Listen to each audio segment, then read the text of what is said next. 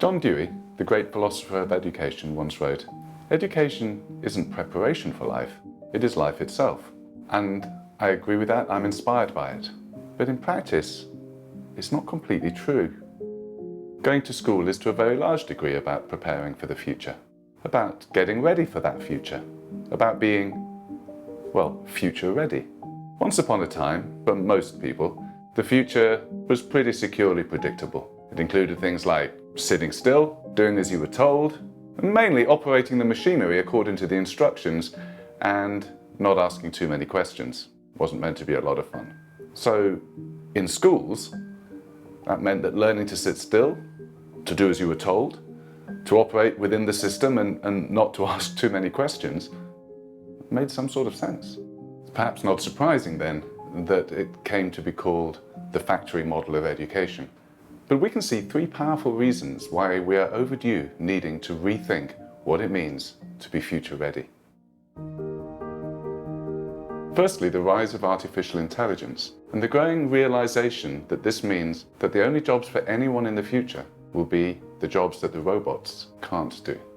Secondly, the mental health crisis that we're inflicting on our young people. For sure, this is a global phenomenon, but it is playing out in particularly disturbing fashion here in East Asia.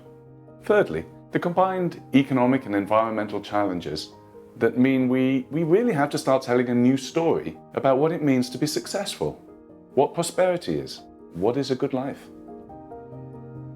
Okay, so that's the future. What are we proposing to do about it? Well, we are arguing that being future ready now means being skilled at relationships. It means being skilled at an intelligent awareness of your world.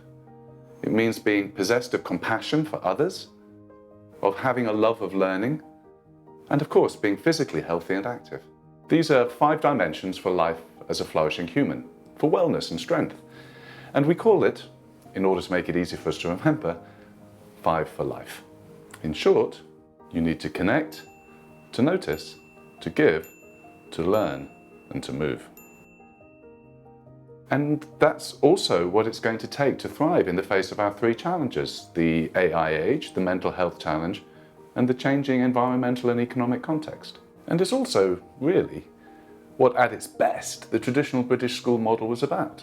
The bonds of house and school, the respect for sharp minds, commitments to service, to scholarship, and celebration of sport. So we at Charterhouse Asia are seeking to draw on the best of that tradition, as represented by Charterhouse UK, but to refocus it forwards, to be future ready, to be relevant for our Asian century. Thank you for watching. Visit us at charterhouseasia.com.